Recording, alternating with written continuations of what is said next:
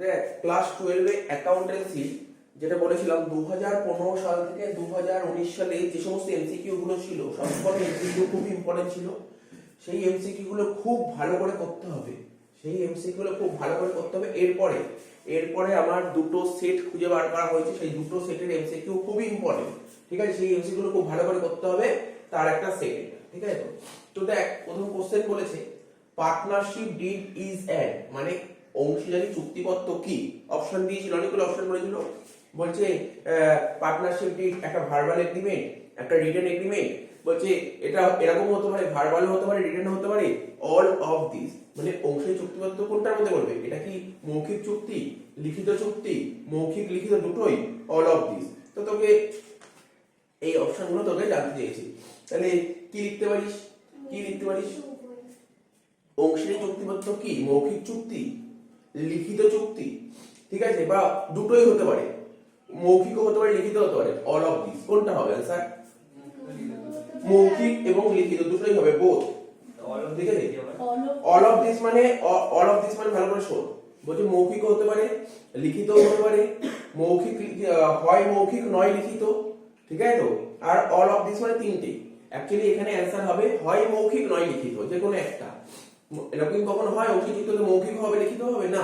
যখন চুক্তি তৈরি হবে মৌখিক হতে পারে বা লিখিত হতে পারে। আমি আগে লেখানো ছিল এটা, তাহলে কি লিখবো?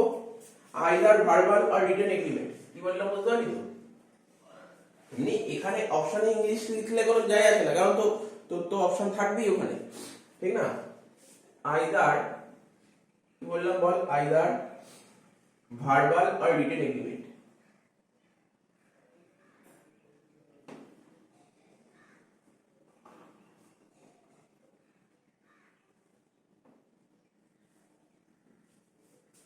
এবার বলেছে in absence of any agreement, একদম সোজা কোশ্চেন দিয়েছে। In absence of any agreement মানে চুক্তিপত্রে, মানে চুক্তিতে যে লেখা থাকে না তার অনুপস্থিতিতে। আমরা পার্টনারশিপ ডিড পড়েছি, পার্টনারশিপ ডিডে চুক্তিপত্র থাকতো না, এই জিনিস লেখা থাকতো যে চুক্তিতে যদি লেখা না থাকে, ডিডে যদি উল্লেখ না থাকে, এগ্রিমেন্টে যদি উল্লেখ না থাকে, partners are entitled to share of profit. আমি আবার বলছি, হ্যাঁ বল, ইকুয়ালি, একদম ঠিক বলেছি। এমনি এটা করতে করতে একটা কোশ্চেন মনে পড়লো, যে পার্টনারশিপ ডিডে লেখা থাকতো, কি কি লেখা থাকতো মনে আছে? পার্টনারশিপ ডিডে বলা ছিল যে যদি পার্টনারশিপ ডিডে ইন্টারেস্ট অন ক্যাপিটাল উল্লেখ না থাকে তাহলে ওরা কোনো ইন্টারেস্ট পাবে না। পার্টনারশিপ ডিডে যদি স্যালারি উল্লেখ না থাকে তাহলে পার্টনাররা স্যালারি পাবে না। পার্টনারশিপ ডিডে কমিশন উল্লেখ না থাকলে পার্টনাররা কমিশন পাবে না। পার্টনারশিপ ডিডে কত পার্সেন্ট প্রফিট হবে, মানে কত শেয়ার বলে না দিলে ইকুয়াল রেশিওতে ডিস্ট্রিবিউট হতে বলেছিল তো। আর কি বলেছিল? ইন্টারেস্ট অন লোনের উপর 6%, এটা বলেছিল। মানে ডিডে কি লেখা আছে এগুলো পড়তে হবে, যে কোনো কোশ্চেন দিতে পারে। তাহলে এখানে কি বলেছে? বলেছে ডিডে যদি উল্লেখ না থাকে তাহলে পার্টনাররা যে প্রফিটটা যে হবে, শেয়ার অফ প্রফিট কোন রেশিওতে ভাগ করে নেবে? Equal ratio. বুঝতে পারলি তো? এইভাবে পুরো ডিটেইলস হতে, শুধু অ্যানসার না, পুরো ডিটেইলসটা পড়তে হবে। তাহলে কি দেখ না, এখানে এই কোশ্চেন না দিয়ে ঘুরিয়ে দিতে পারতো। বলছে পার্টনারশিপ ডিডে যদি উল্লেখ না থাকে তাহলে পার্টনাররা ইন্টারেস্ট অন ক্যাপিটাল কত পাবে, ইন্টারেস্ট অন রাইটস কত পাবে, তখন তুই অ্যানসারটা কি লিখবি? কিন্তু পুরোটা পড়তে হবে। তাহলে কি লেখা যাবে? তাহলে কি লিখবো এখানে? ইকুয়াল, ইকুয়ালি হবে। নেক্সট বলেছে profit and loss appropriation account. আমরা তো পড়েছি পিএল অ্যাপ্রোপ্রিয়েশন অ্যাকাউন্ট। বলছে পিএল অ্যাপ্রোপ্রিয়েশন অ্যাকাউন্ট কোন ধরনের অ্যাকাউন্টের মধ্যে পড়ে?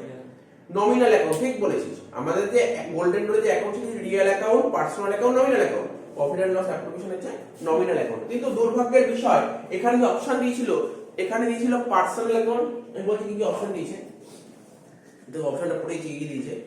এখানে বলেছে ক্যাপিটাল অ্যাকাউন্ট, একটা অপশন দিয়ে ক্যাপিটাল অ্যাকাউন্ট, একটা দিয়েছে রিয়েল অ্যাকাউন্ট, একটা দিয়েছে পার্সোনাল অ্যাকাউন্ট দিয়েছে, একটা দিয়েছে নান অফ দিস। কি বললাম বুঝতে পারলি তো? তার মানে এইগুলো ভালো করে করতে বলছি। তাহলে কি কি বললাম, অপশন কি কি বলেছে? এখানে একটা ক্যাপিটাল বলেছে, একটা পার্সোনাল বলেছে, একটা রিয়েল বলেছে। কিন্তু অরিজিনাল অ্যান্সার তো নমিনাল অ্যাকাউন্ট, নমিনাল অ্যাকাউন্টই দেখি, তখন তুই অ্যান্সারটা কি লিখবি?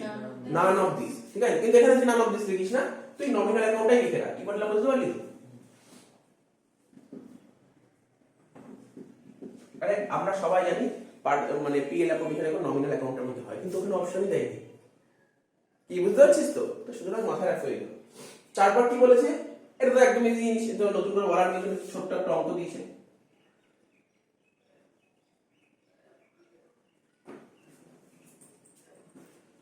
বলে if net profit of a farm is rupees 50,000, মানে 52,000 নেট প্রফিট বলে দিয়ে 52,000 টাকা, পার্টনাররা কমিশন পাবে 4%।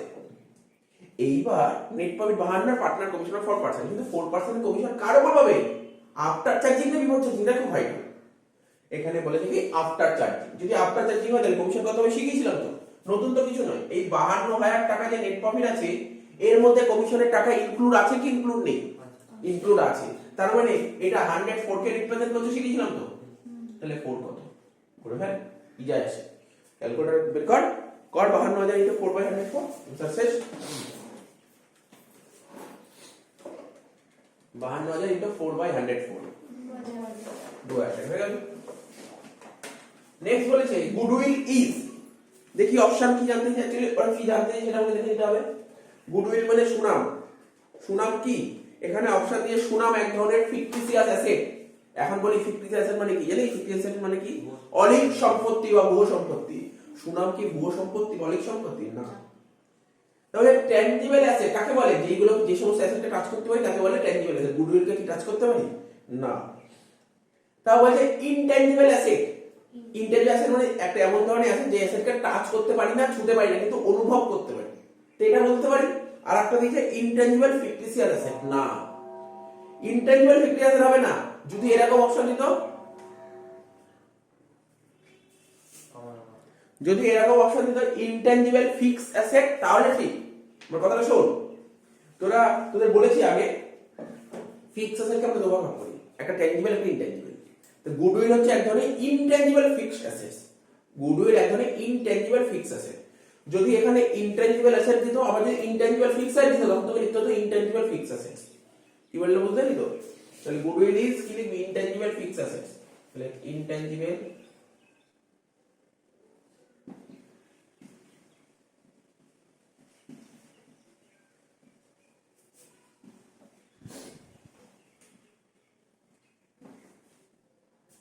ছয়টা থেকে ছয় দিয়ে একটা অঙ্কন মতন দিয়েছে। বলছে ইফ অ্যামাউন্ট অফ রিজার্ভ, আরে আমরা তো অ্যাডমিশন করে রিটায়ারমেন্ট করেছি, সেই অঙ্ক তুলে দিয়েছে, সেই অঙ্ক তুলে দিয়েছে। বলছে if amount of reserve of partnership firm is 6,000, ঠিক আছে? তো মনে কর আমি তোকে শিখিয়ে দিচ্ছি। এই ধর যখন আমাদের অ্যাডমিশন রিটায়ারমেন্ট দিত, এখানে লাইবিলিটি সাইডে রিজার্ভ থাকতো, না লাইবিলিটি সাইড, এটা অ্যাসেট সাইড। লাইবিলিটি সাইডে রিজার্ভ থাকতো, কত টাকা থাকতো? রিজার্ভ বলে দিয়েছে 6,000 টাকা থাকতো, এবং রেশিও বলে দিয়েছিল কত? 3:2:1। এই 3:2:1 মানে এখানে ধর ব্যালেন্স শিটে তিনজনের ক্যাপিটাল ছিল এ বি সি, বুঝতে পারছিস তো? আর এই 3:2:1 মানে কোন রেশিও? ওল্ড রেশিও ছিল। মনে করতে পারছিস তো কি বললাম? আমি তোকে একটু ছবি এঁকে বুঝিয়ে দিলাম। যখন আমরা অ্যাডমিশন বা রিটায়ারমেন্ট করতে একটা ব্যালেন্স শিট দিত, লাইবিলিটি সাইডে রিজার্ভ লেখা থাকতো, উপরে লেখা থাকতো কারা কারা ব্যবসা করছে, এবিসি। যদি অ্যাডমিশন হতো তাহলে নতুন আরেকজন পার্টনার অ্যাডমিশন তো ডি হতো, আর যদি রিটায়ারমেন্ট হতো তাহলে একজন পার্টনার বেরিয়ে যেত। কিন্তু ব্যালেন্সে যে রিজার্ভটা থাকতো সেটা কোন রেশিও ভাগ করতাম? নতুন রেশিও না পুরনো রেশিও?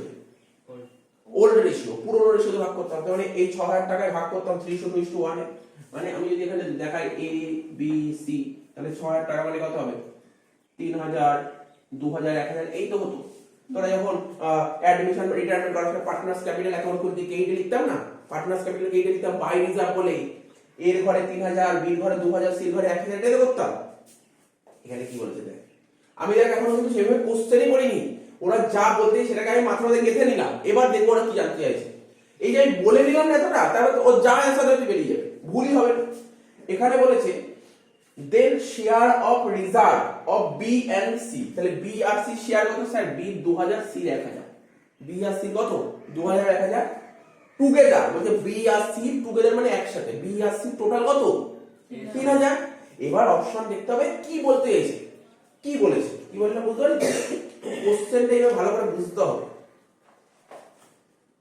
এখানে বলেছে দেখ, আমি তোকে বলছি, বলছে টোয়াইস অফ এ মানে এর দ্বিগুণ, এর দ্বিগুণ। তাহলে এ কত? 3,000, এর দ্বিগুণ কত হয়? 6,000। তাহলে এই দুটো যোগফল কি 6,000 বেরিয়েছে? না, তার মানে এটা হবে না। তাহলে বলছে ইকুয়াল টু এ, এর সমান, এর 3,000, এই দুটো যোগফল কত? 3,000। তার মানে কি এই आंसरটা কি হবে? হ্যাঁ, তার মানে आंसरটা কি লিখবো? ইকুয়াল টু এ। বুঝতে পারলি ব্যাপারটা কি বললাম? কি রে, বুঝলি মাথায় ঢুকেছে? এরকম কোশ্চেন দেবে পরীক্ষায়, এইগুলোর জন্য অ্যালার্ট থাকতে হবে। এরকম টাইপের কোশ্চেন পরীক্ষায় আসবে, ঠিক আছে? এরকম টাইপের অঙ্ক আছে কিন্তু রিজার্ভ, এরকম দেবে কিন্তু পরীক্ষায়। তাহলে বুঝতে পারলি আমি কি করে?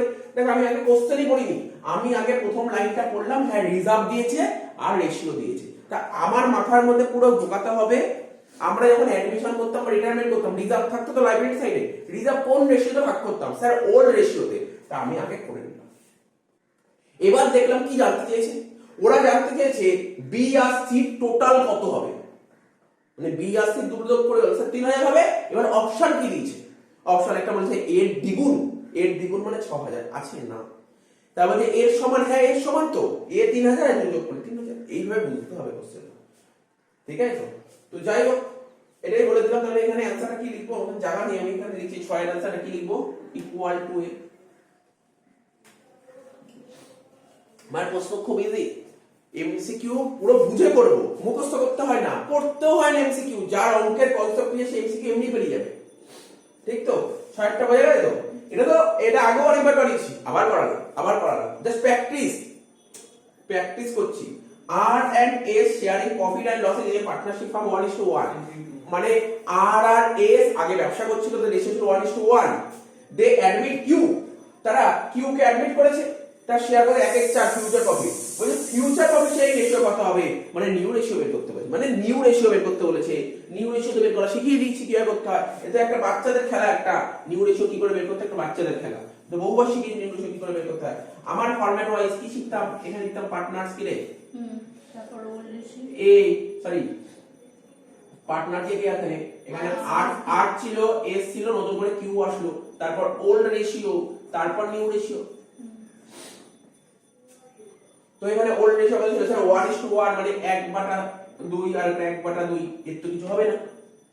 নতুন রেশিও কি হবে ভালো করে যদি বুঝি, বলছে কি নতুন যে পার্টনার তার শেয়ার ছিল 1/4, মানে 1 ছিল, আমি মনে করি ব্যবসার প্রফিট 1, তার মানে নতুন পার্টনার 1/4, 1 থেকে 1/4 বাদ দিলে কত হলো 3/4, 3/4 তো নতুন পার্টনারকে এখানে 1/4 দিয়ে দেবো, তাহলে এখানে 3/4 এর হাফ হবে, কোনো সন্দেহ নেই, এখানেও 3/4 এর হাফ হবে, কোনো সন্দেহ নেই।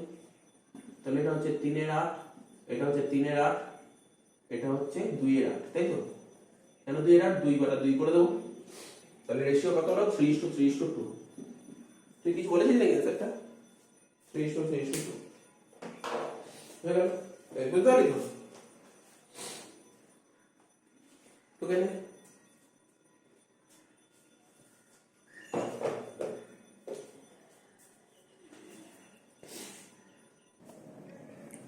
দেখ 8 নম্বরটা কি বলছে, Swapan Tapan Rahul were in partnership sharing profit and losses in 1:1/2, 1/3, 1/6। Next তো স্বপন তপন রাহুল তিনজন বিজনেস করছিল এবং তাদের শেয়ারিং রেশিওটা কি ছিল, এই দেখ এখানে লিখছি 1/2, 1/3, 1/6। এতদিন যেমন থাকতো রেশিওটা একটা ঠিকঠাক অ্যাকুরেট রেশিও বলেই তো। তো এইভাবে বলেছে, আমরা ভগ্নাংশে বলেছে, এটাকে আমরা ঠিক করে সাজিয়ে নিয়ে আগে, তাই না? 2 3 6, 2 3 6 এর এলসিএম করলে কত হয় 6 হয়, তাই তো? 6 হয়, তাহলে আমি এটা কি করব, দেখ 2 3 6 সবকটাকে 6 দিয়ে মাল্টিপ্লাই করব, তাহলে এটা কত হচ্ছে 3 2 1, মানে রেশিও হচ্ছে 3:2:1। এই তো ব্যাপারটা বুঝা গেল, আগে ওভার করেছিলাম 3:2:1। বলছে তপন রিটায়ার করে, মানে কে, মাঝখান এই 2 রিটায়ার করে গেছে, এ বেরিয়ে গেছে। বলছে বলো তাহলে নিউ রেশিও কত হবে, 3 আর 1 হয়ে গেল आंसर কি 3:1। এবার বলছে according to the partnership act 1932, interest payable to retiring partner, যে পার্টনার রিটায়ার করে সে যদি তার টাকাটা, তার যে পার্টনার রিটায়ার করছে তার ডিউ আছে ধর 50,000 টাকা, তার মধ্যে 10,000 টাকা ওকে ক্যাশ মিটিয়ে দিয়েছে, কিন্তু বাকি 40,000 টাকা তো মেটাতে পারেনি, এটা তো লোন হয়ে গেল। লোন হলে তো সে নিশ্চয়ই ইন্টারেস্ট নেবে, কি লোন হলে ইন্টারেস্ট নেবে তো, এখানে সেটাই বলেছে ইন্টারেস্ট কখন পে করবে, যদি লোন থাকে তাহলে ইন্টারেস্ট পে করবে। Interest payment to retiring partner on the amount left, যত টাকা রেখে যাবে, বাই হিম উইল বি, কত পার্সেন্ট হবে, কি বলেছে দেখি, কি কি অপশন দিয়েছে দেখা যাক। বলেছে দ্য কারেন্ট ব্যাংক রেট, ব্যাংকের যে রেট সেই কারেন্ট রেট নেবে। আরেকটা অপশন আছে bank rate at the time of retire, যেদিন রিটায়ার করছে সেদিন ব্যাংকে কি রেট ছিল। আর একটা ছিল 10%, আর একটা ছিল 6%, লোনের উপর 6%, 6% পাওয়া যায় এখানে, কিন্তু 6% পারে না, মানে বছরে পারে না, মানে বছরে তারপর বলেছে share of goodwill of a retiring partner, মনে পড়ছে রিটায়ারমেন্ট করেছিলাম, রিটায়ারমেন্ট করার সময় এখানে গুডউইল ট্রিটমেন্ট করতাম না, গুডউইল ট্রিটমেন্ট কি করতাম, একটা কোশ্চেনে বলেই তো অ্যাডজাস্টমেন্ট বলে গুডউইল অফ দ্য ফার্ম এত টাকা, তার মধ্যে যে পার্টনার রিটায়ার করে তার গুডউইলটা বের করতাম, কি তারপর ওই গুডউইলটা কোন রেশিও ডিস্ট্রিবিউট করতাম মনে আছে, গেইনিং রেশিওতে, তাই বলতাম is adjusted through capital account of the accounting partner in gaining ratio.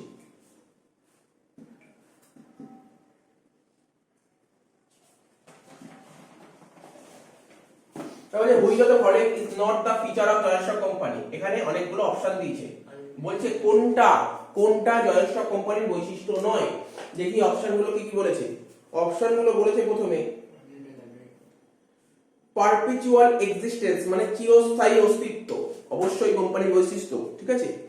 Unlimited liability, কোম্পানির লাইবিলিটি লিমিটেড থাকে, তোমরা এটাই হবে। আর কি কি ছিল, সেপারেট এন্টিটি, এটাও কোম্পানির বৈশিষ্ট্য, কমন সিল কোম্পানির বৈশিষ্ট্য, তার মানে এটা হবে আনলিমিটেড লাইবিলিটি। কোনটা কোম্পানির বৈশিষ্ট্য নয়, আনলিমিটেড লাইবিলিটি। কমন সিল মানে সাধারণ সিল মোহর যেটাকে বলে, ঠিক না, স্ট্যাম্প মেরে দেয়, স্ট্যাম্প, ঠিক আছে, তুই যখন শেয়ার কিনে একটা স্ট্যাম্প মেরে দিল, বুঝিয়েছিল সবাই। আনলিমিটেড লাইবিলিটি,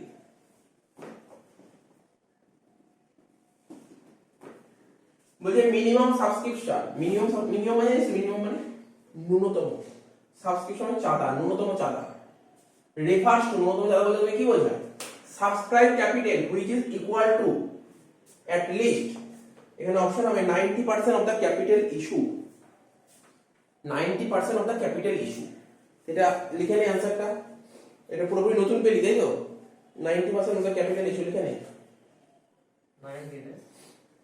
বিলি করা শেয়ারের 90%, মিনিমাম সাবস্ক্রিপশন কাকে বলে, এখানে ভালো করে পড় কি বলেছে, বলছে মিনিমাম সাবস্ক্রিপশন ন্যূনতম মূলধন, ন্যূনতম মূলধন বলতে কি বোঝায়, বিলি করা মূলধনের কমপক্ষে কত হতে হবে, বুঝলে, বিলি করা মূলধনে কত পার্সেন্ট হতে হবে, তো বলছে বিলি করা মূলধনের 90% হতে হবে।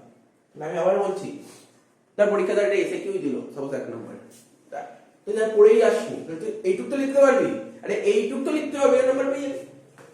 বলেছে ন্যূনতম মূলধন মানে মিনিমাম সাবস্ক্রিপশন কাকে বলে, তো বলছে যে ন্যূনতম মূলধন বলতে বোঝায় বিলি করা মূলধনের কত পার্সেন্ট, 90%। এখানে অনেকগুলো অপশন বলেছে, এখানে বলেছে বিলি করা মূলধনের বা বিলি করা শেয়ারের 90%, বিলি শেয়ারের 80%, বলছে এরকম কোনো সত্যই নেই, তাহলে কি লিখবো, 90% অফ দা বল, কি বললাম 90% অফ দা ক্যাপিটাল ইস্যু, মনে থাকবে, মনে থাকবে তো, মনে থাকবে ন্যূনতম মূলধন কাকে বলে, বিলি করা মূলধনের 90% হতেই হবে, অ্যাট লিস্ট 90% হতেই হবে। ন্যূনতম মূলধন ন্যূনতম আদায় কি একই? হ্যাঁ, আদায় মানে তো মূলধন একই, 90% of the capital issue.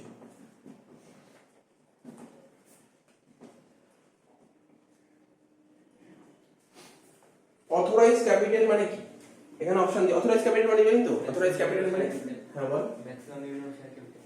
Maximum limit of share capital, মানে অথরাইজ ক্যাপিটাল হচ্ছে কোম্পানি এমন একটা ক্যাপিটাল এর চেয়ে বেশি কখনোই শেয়ার ইস্যু করতে পারবে না, তাই তো, কি বলেছিলাম, তার একটা কোম্পানির অথরাইজ ক্যাপিটাল আছে 10,000টা শেয়ার, ও কখনোই 10,000টার বেশি শেয়ার ইস্যু করতে পারবে না, এই বলে অথরাইজ ক্যাপিটাল, মানে maximum limit of share capital.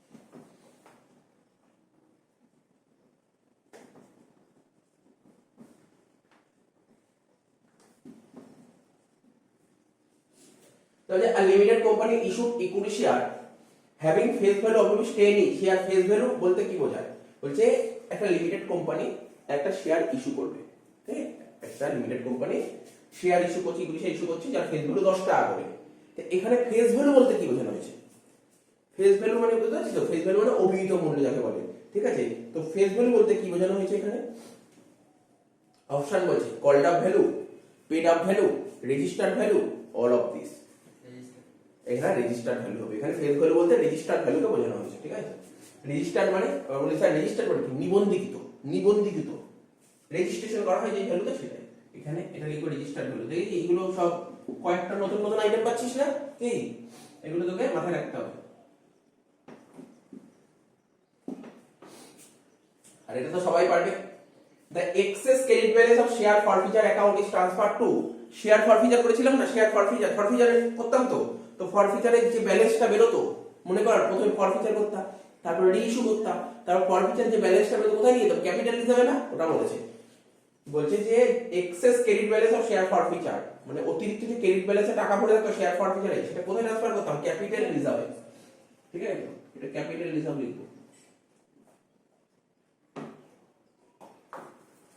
Last, premium receipt on issue of share can be use for, আমরা মনে কর শেয়ার যখন ইস্যু করতাম, প্রিমিয়াম ইস্যু করতাম, মানে সিকিউরিটি প্রিমিয়াম কি হতো, সেই টাকাটা কোথায় ইউজ করি, শেয়ার ইস্যু করার সময় আমরা যদি প্রিমিয়াম যদি শেয়ার ইস্যু করি, সেই টাকাটা একটা জায়গায় ইউজ করা হবে, ফুললি পেড বোনাস শেয়ার। ঠিক আছে, issue of fully paid bonus share, issue of fully paid bonus shares.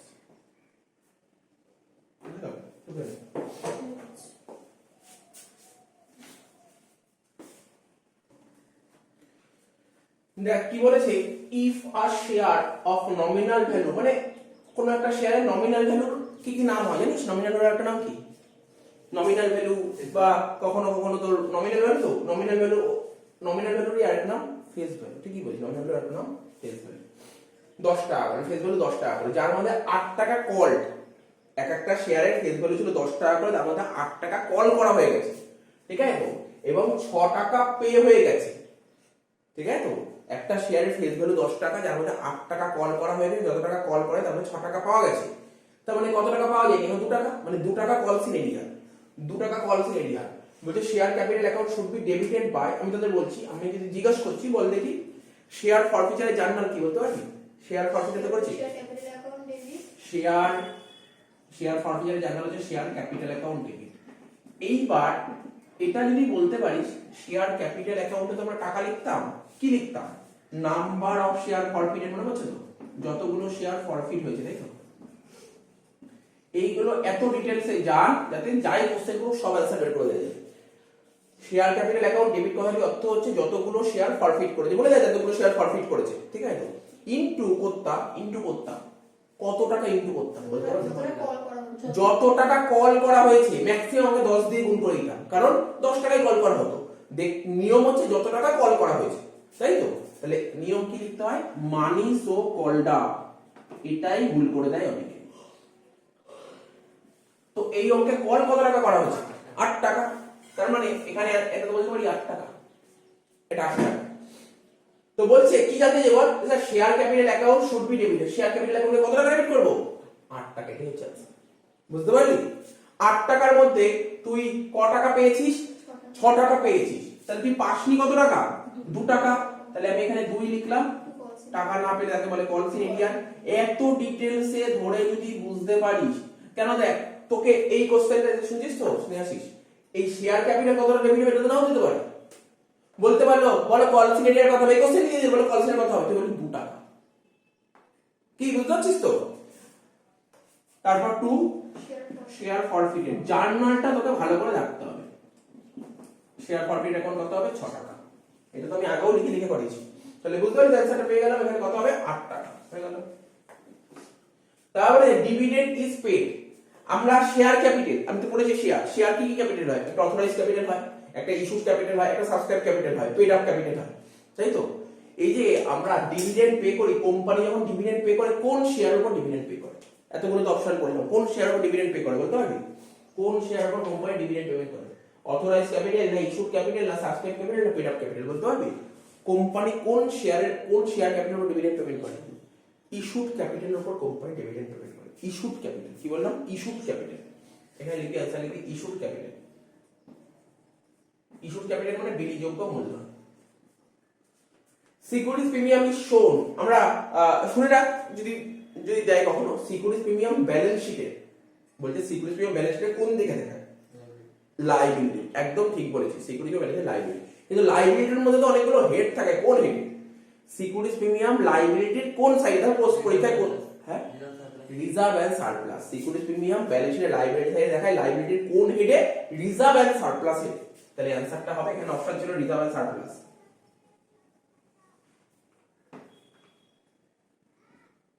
ঠিক আছে, এটা তো একদম ইজি, তো এমনি পারবি, আমাকে বলার কিছু নেই। সেল অফ ফিক্স অ্যাসেট মানে কোনো একটা ফিক্স অ্যাসেট বেচে দিয়েছিস, সেটা ক্যাশ ফ্লো স্টেটমেন্টের কোন অ্যাক্টিভিটিতে আসে বলতে পারবি?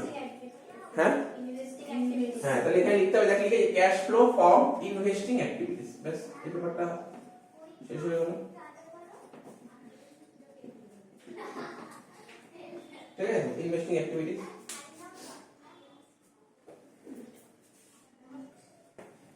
তো দেখ এই পেজে কিছু এসকিউ ছিল, ইম্পর্টেন্ট এসকিউ। প্রথম কোশ্চেনটা বলে compute the amount of interest on drawings of a partner if he withdraw 500 টাকা at the beginning of each month. মানে একজন পার্টনার প্রতি মাসে 500 টাকা করে তুলছে, এবং 500 টাকা কবে তুলছে? Beginning of the each month, প্রতি মাসের শুরুতে 500 টাকা করে তুললে, আমি একে আনসার নিচে করছি, প্রতি মাসে 500 টাকা করে তুললে বছরে কত তুললে? 500 × 12 6000 টাকা তুলছে। এবং টাকাটা কবে তুলছে? টাকাটা কবে তুলছে? প্রতি মাসের শুরুতে। ইন্টারেস্ট অন ড্রয়িংস এর রুল বলেছিলাম, প্রতি মাসের শুরুতে, বিগিনিং এ যদি তোলে, প্রতি মাসের শুরুতে টাকা তুললে হয় 6.5/12, ঠিক আছে। মাঝে তুললে হয় 6/12, আর এন্ডে তুললে হয় 5.5/12। এটা মাথার মধ্যে গেঁথে ফেলতে হবে, তো টাইপের অঙ্ক দেবে। হ্যাঁ বল। কোয়ার্টারলি তো আগের দিন লিখিয়ে দিয়েছিলাম, পরে যখন কোয়ার্টার পাবো তখন বলে দেবো। বিগিনিং প্রতি মাসের শুরুতে তুললে এত হবে, মনে রাখতে হবে। শুরুতে হলে 6.5, শেষে হলে 5.5, মাঝে 6, ঠিক আছে তো, মাঝে 6। তাহলে আবার বলছি, শুরুতে হলে 6.5, শেষে হলে 5.5, আর মাঝে হলে 6। তো এটা টাকাটা তুলেছে কবে? শুরুতে। তাহলে কি হবে? 6.5/12 ইনটু 6%। করে যেটা বেরোবে সেটাই হবে অ্যানসার, একে এক, ঠিক আছে। কত? 195। একের অ্যানসারটা হয়ে গেল 195 হয়ে গেল। বোঝা গেল কি বলছে? এরকম টাইপের অঙ্ক পাবি তুই, আরে পাবি তুই এরকম। সে তুই বিগিনিং পা, বা মিডিল পা, বা এন্ড পা, বা কোয়ার্টারলি অঙ্ক থাকতে পারে। আমি আগের দিন রুলটা বলে দিলাম, ঠিক আছে। এবার বলছে write one important difference between profit and loss account এবং প্রফিট এন্ড লস অ্যাপ্রোপ্রিয়েশন অ্যাকাউন্টের পার্থক্য। তো এইমাত্র বললি তোরা প্রফিট এন্ড লসের সঙ্গে প্রফিট এন্ড লস অ্যাপ্রোপ্রিয়েশন পার্থক্য কি? প্রফিট এন্ড লস অ্যাকাউন্ট যে কোনো কারবারি বিজনেস করলে পিএল অ্যাকাউন্ট তৈরি করতে হবে। আর পিএল অ্যাকাউন্ট কারা করে? বেসিক্যালি কোম্পানি আর পার্টনারশিপ ফার্ম। এটা একটা পার্থক্য। তোকে একটা পার্থক্য লিখতে বলেছে, একটাই এনাফ, নিজের মতো গুছিয়ে লিখতে পারিস। আরো এখানে লিখেছে, এখানে তুই লিখতে পারিস প্রফিট এন্ড লস অ্যাকাউন্ট থেকে আমরা কি করি? প্রফিট এন্ড লস থেকে আমরা কি জানতে পারি? প্রফিট এন্ড লস থেকে আমরা কি জানতে পারি জানিস? নেট প্রফিট আর নেট লস। আর পিএল অ্যাপ্রোপ্রিয়েশন কখন করা হয়? পিএল অ্যাপ্রোপ্রিয়েশন যারা পার্টনার আছে না, তাদের নেট ডিভিজিবল, তাদের কাকে কত টাকা ডিস্ট্রিবিউট করা হবে, সেটাই পিএল অ্যাপ্রোপ্রিয়েশন থেকে জানতে পারি, ঠিক আছে। বা তুই একটু ঘুরিয়ে বলতে পারি, পিএল অ্যাকাউন্ট থেকে নেট প্রফিট বা নেট লস কত টাকা সেটা জানতে পারি, আর পিএল অ্যাপ্রোপ্রিয়েশন থেকে নেট ডিভিজিবল প্রফিট জানতে পারি, ঠিক। আর একটা কথা, পিএল অ্যাকাউন্টিং এ ম্যাচিং প্রিন্সিপাল ফলো করা হয়, কিন্তু পিএল অ্যাপ্রোপ্রিয়েশনে ম্যাচিং প্রিন্সিপাল ফলো করা হয় না। তাহলে দেখ কটা পয়েন্ট বললাম, প্রথমে একটা পয়েন্ট, তারপর নেট প্রফিটের একটা পয়েন্ট বললাম, তারপর ম্যাচিং প্রিন্সিপালের একটা কথা বললাম। আর একটা কি, এখানে বলেছে প্রফিট এন্ড লস অ্যাকাউন্ট কখন তৈরি করা হয়? ট্রেডিং অ্যাকাউন্ট করার পর। পিএল কখন তৈরি করা হতো? ট্রেডিং অ্যাকাউন্ট করার পর। ট্রেডিং অ্যাকাউন্ট করার পর পিএল তৈরি করা হতো, এবং সেটা গ্রস প্রফিট থেকে স্টার্ট হতো। আচ্ছা, আর প্রফিট এন্ড লস অ্যাপ্রোপ্রিয়েশন কখন তৈরি করা হয়? পিএল অ্যাকাউন্ট করার পর। পিএল অ্যাকাউন্ট করার পর, এবং এটা নেট প্রফিট দিয়ে স্টার্ট হতো। তো এটাও দেখ, অনেকগুলো পয়েন্ট পড়ে রাখলে ক্ষতি তো নেই, একটা লিখে দিতে পারি। আচ্ছা, প্রফিট এন্ড লস অ্যাকাউন্ট যখন করতি, ঠিক আছে, প্রফিট এন্ড লস অ্যাকাউন্টের কোনো ওপেনিং বা ক্লোজিং ব্যালেন্স থাকে না, কিন্তু পিএল অ্যাপ্রোপ্রিয়েশনের ওপেনিং বা ক্লোজিং ব্যালেন্স থাকে। আচ্ছা, পিএল অ্যাকাউন্টটাকে বলা হয় চার্জ এগেইনস্ট প্রফিট, আর পিএল অ্যাপ্রোপ্রিয়েশনকে বলা হয় চার্জ অ্যাপ্রোপ্রিয়েশন প্রফিট, ঠিক আছে। তো এত সব বলেছে, তো এই জিনিসগুলো তোকে মাথায় রাখতে হবে। আর যখন পিএল অ্যাকাউন্ট করি, তখন ওখানে পার্টনারশিপের এগ্রিমেন্টটা ফলো করা হয় না, কিন্তু পিএল অ্যাপ্রোপ্রিয়েশন করার সময় পার্টনারশিপ এগ্রিমেন্ট ফলো করা হয়। অনেকগুলো পয়েন্টই বললাম, যে কোনো দেখ এক্সামে তোকে তো একটাই পয়েন্ট জানতে আছে। আমি এটা বললাম, তোর একটা মোমেন্টে হয়তো সব পয়েন্ট মনে নাও থাকতে পারে, মানে ধর তুই একটা প্রপার পয়েন্ট মনে রাখতে হবে, এতগুলো পড়লে যে কোনো একটা পয়েন্ট মনে থাকবে, যে কোনো একটা পয়েন্ট লিখলেই হবে, কোনো সমস্যা নেই। তুই যেমন দেখ না, তুই মনে করিস এটাও লিখে দিতে পারিস, পিএল অ্যাকাউন্ট থেকে ম্যাচিং প্রিন্সিপাল ফলো করা হয়, PL account matching principle follow করা হয় না, ঠিক আছে? তো পিএল অ্যাকাউন্ট থেকে কি বের করি? এটা তো কমন জিনিস। পিএল অ্যাকাউন্ট থেকে নেট প্রফিট বা নেট লস বের করি, আর পিএল অ্যাকাউন্ট থেকে নেট ডিভিজিবল প্রফিট। তুই যদি মনে হয় যে না পিএল অ্যাকাউন্টে যেই পার্থক্যটা তোরা লিখেছিস সেটা যদি মনে না থাকে, যে কোনো একটা পয়েন্ট লিখলেই হবে, নাম্বার পেয়ে যাবে। সুতরাং ঠিক পয়েন্ট লিখতে হবে, ঠিক পয়েন্ট। ঠিক আছে? তো যাই হোক, তারা বলে যে কি হোয়াট ইজ স্যাক্রিফাইসিং রেশিও, এ তো কোনো ব্যাপার না। ত্যাগ অনুপাত কাকে বলে তো লিখানো আছে, লিখিয়ে দিলাম কিন্তু ত্যাগ অনুপাত কাকে বলে ওটা লিখে নিবি। আর কখনো পরীক্ষা শর্ট কোশ্চেন দেয় ত্যাগ অনুপাতের ফর্মুলা লেখ। ঠিক আছে? ত্যাগ অনুপাতের ফর্মুলাটা কি লিখবি? পুরনো অনুপাত মাইনাস নতুন অনুপাত, মানে old minus new.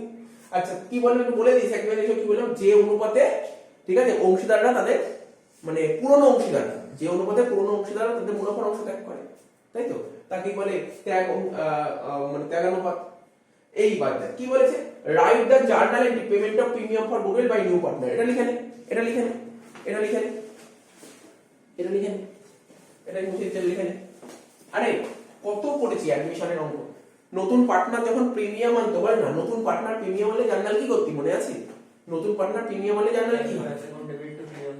Cash account debit two premium for goodwill. ঠিকই বলেছে। নতুন পার্টনার প্রিমিয়ামের টাকা নিয়ে আসছে, সেটা জার্নাল হতো 4 নম্বর অঙ্কে। এটা কি লিখবো? Cash account debit two premium for goodwill. হলো তো? এটা করতাম তো কি রে? নতুন পার্টনার প্রিমিয়াম টাকা নিয়েছে, জানো তো, cash account debit two premium for goodwill. এবার এই প্রিমিয়ামের টাকাটা কারা নিয়ে নিত? ওল্ড পার্টনার্সরা। এখন যদি এই বলি না স্যাক্রিফাইসিং পার্টনার, ধর বিজনেসে দুজন পার্টনার ছিল, ওল্ড পার্টনার এ আর বি ছিল, আরে যে স্যাক্রিফাইস করতো সেই তো টাকা নিত। তাহলে এখন যদি কখনো কোশ্চেন করে পরীক্ষায় প্রিমিয়াম ফর গুডউইল টাকাটা কারা নেয়, তখন বলবি স্যাক্রিফাইসিং পার্টনার। ওল্ড পার্টনার বললে ভুল, ওল্ড পার্টনার ঠিক অ্যান্সার নয়, ঠিক answer sacrificing partner. Premium for goodwill টাকাটা কারা নিত? স্যাক্রিফাইসিং পার্টনাররা নিত। ঠিক তো? এটা মাথায় রাখবে। কেন তুই ওল্ড বললি, ও মতো ওল্ড বললো কেননা ম্যাক্সিমাম কত ওল্ড রেশিওতেই হয়ে যেত। ঠিক তো? তো এর পরের জার্নালটা, ঠিক আছে, অ্যাকচুয়ালি এটা করলেই হবে, কিন্তু প্রিমিয়াম ফর গুডউইল টাকাটা কারা পেত? স্যাক্রিফাইসিং পার্টনাররা। ঠিক আছে? জার্নালটা কি লিখতাম? Premium for goodwill account debit to sacrificing, এই কথাটা লিখবি, to sacrificing partners capital account. বোঝা গেল? মাথায় ঢুকলো? পরীক্ষায় তোকে ঘাবড়ানোর জন্য শর্ট কোশ্চেনটা বলতে পারে নতুন পার্টনার যে প্রিমিয়াম নিয়ে আসলো সেই টাকাটা কোন পার্টনারদের মধ্যে ডিস্ট্রিবিউট করা হয়। তখন তোকে যদি বলিস ওল্ড পার্টনার, তাহলে অ্যানসার ভুল, অ্যানসার ঠিক কোনটা? Sacrificing partner. ঠিক আছে? তো মাথায় রাখতে হবে। তো হয়ে গেল। তারপর বলেছে কি, এটা তো সোজা, এটা বলে বলিস, এটা তো একদম সোজা দিয়েছে। বলে না, তোরা নিজেরাই বল, নিজেই বল, এটা অ্যানসার দিয়েও দিবি হয়তো। এ আর বি, আমি এটাই বলতে চাইছিলাম এতক্ষণ, আমি হয়তো এর মধ্যেই অ্যানসারটা বলে দিতাম, তবু আলাদা করে কোশ্চেন করে দিচ্ছে। বলছে এ আর বি দুজনের রেশিও ছিল 3:1। এটা কোন রেশিও? ওল্ড না নিউ? Old ratio. নতুন পার্টনার অ্যাডমিট হয়ে তার শেয়ার 1/4। বলছে স্যাক্রিফাইসিং রেশিও কত হবে? কি হবে? অ্যানসার কি লিখবি? 1 নম্বরে অ্যানসার দিয়েছে, এটা কিন্তু এমসিকিউ না। এমসিকিউ হলে তুই ডাইরেক্ট রেশিও বলে দিবি, তাহলে 1 নম্বরের মতো তোকে লিখতে হবে।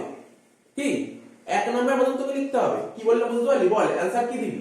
এটা 3:1। কিন্তু এই 3:1 লিখে তো পুরো 1 দেবে না। কি বললাম? যদি এমসিকিউ তো 1 দিয়ে তো তুই বলি 3:1। আমি ওই তর্ক বিতর্ক বললাম না, জানি 3:1ই অ্যানসার হবে।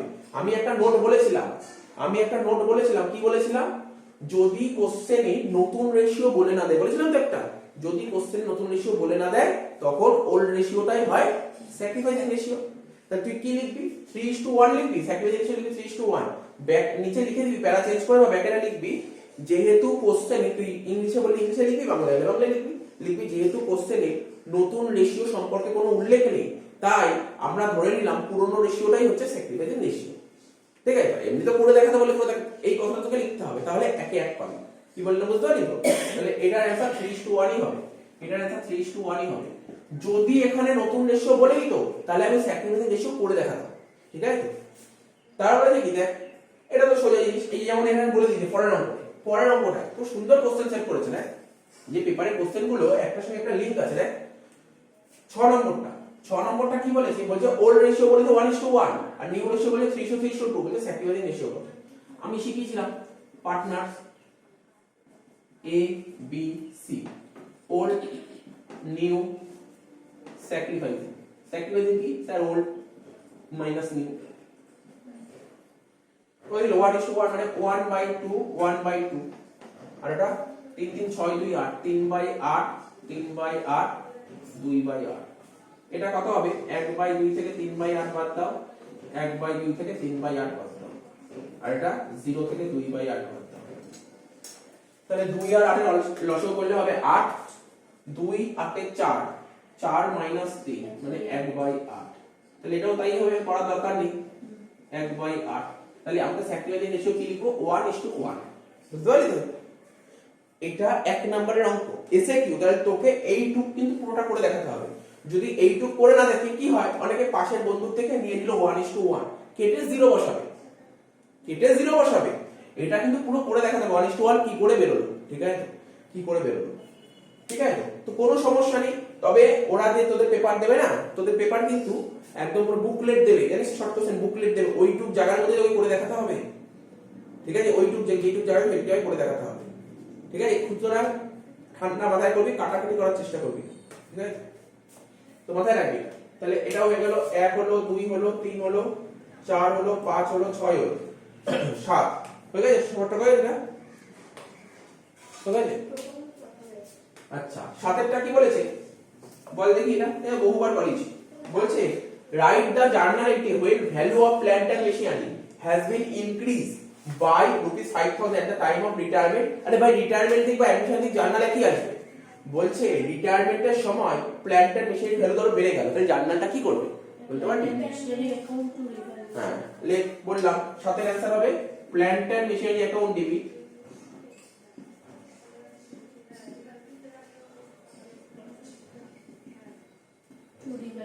Two revaluation account.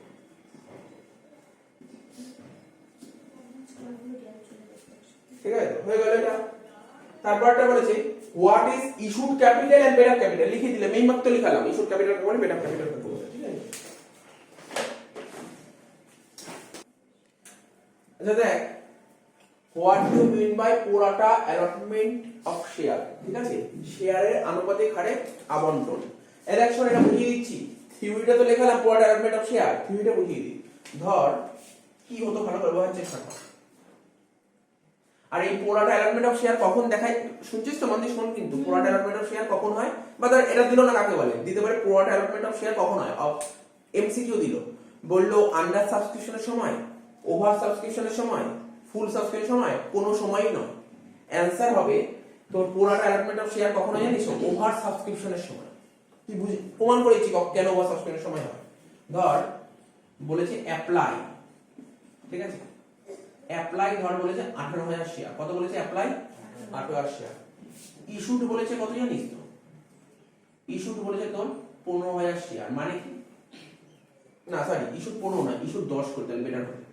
ইস্যুড বলেছে 10,000, মানে কোম্পানি মার্কেটে মানে পাবলিক এরিয়ায় 10,000টা শেয়ার বেচতে চাইছে, কিন্তু কতগুলো ফর্ম জমা পড়েছে? 18,000টা ফর্ম জমা পড়েছে।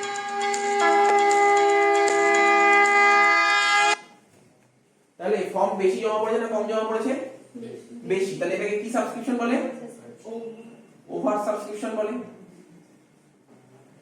তাই তো? Over subscription. কত ওভার সাবস্ক্রিপশন হলো? 8,000। এই 8,000টা কি করতাম? হয় আমরা রিফান্ড করতাম, মনে পড়ছে তো? একদম পুরো অঙ্কের কনসেপ্টে চলে যায়। আর না হলে অ্যাডজাস্ট করতাম। কার সাথে অ্যাডজাস্ট করতে শিখেছি? অ্যাডজাস্টেড অন অ্যালটমেন্ট,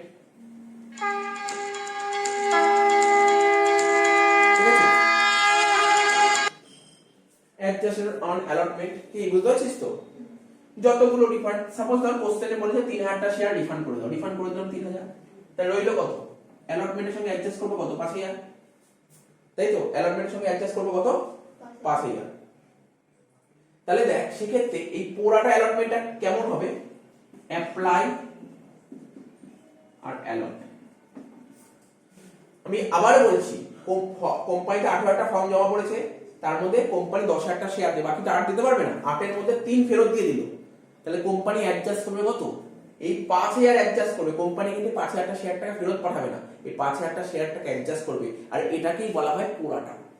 বুঝতে পারলি পুরো টাকা করলে আমি আবার বলছি কোম্পানিতে ফর্ম জমা পড়েছে 18,000 কিন্তু কোম্পানি পাবলিককে শেয়ার দেবে 10,000 8,000 তো শেয়ার দেবে না তাহলে 8,000টা কি করতে পারে কোম্পানি 3,000টা ফেরত দিয়ে দেবে বলেছে আর বাকি 5,000টা শেয়ার অ্যাডজাস্ট করবে অ্যালটমেন্টের সঙ্গে এই অ্যালটমেন্টের সঙ্গে অ্যাডজাস্ট করাকে বলা হয় পোড়াটা ঠিক আছে এই যে 5,000টা দিয়ে অ্যাডজাস্ট করলো না এটাই হচ্ছে পোড়াটা ঠিক আছে তো ধর আমি তোকে বলছি এটা 10 লিখছি ঠিক আছে তো আর এটা লিখছি 15 ব্যাপারটা বোঝ অ্যাকচুয়ালি কোম্পানি কতগুলো শেয়ার মানে কোম্পানিতে কতগুলো ফর্ম জমা পড়েছে 18,000 কিন্তু 18,000 এর কোনো মূল্যই রইলো না কেন 3 তো রিফান্ড করে দিয়েছি রইলো কত তাহলে 15টা ফর্ম জমা পড়েছে এই 15,000 জনকে আমি 10,000টা শেয়ার দেবো অ্যাকচুয়ালি আজকে ধর আমি টাটা কোম্পানি যে শেয়ার কিনতে যাই আমি যদি বলি আমার 500টা শেয়ার লাগে 500টা শেয়ার দেবে না ওরা একটা পোড়াটা করবে পোড়াটা অ্যালটমেন্ট করবে অ্যাকচুয়ালি এই পোড়াটা অ্যালটমেন্ট কোন কোম্পানি দেখা যায় যে খুব বড় নামডাক কোম্পানি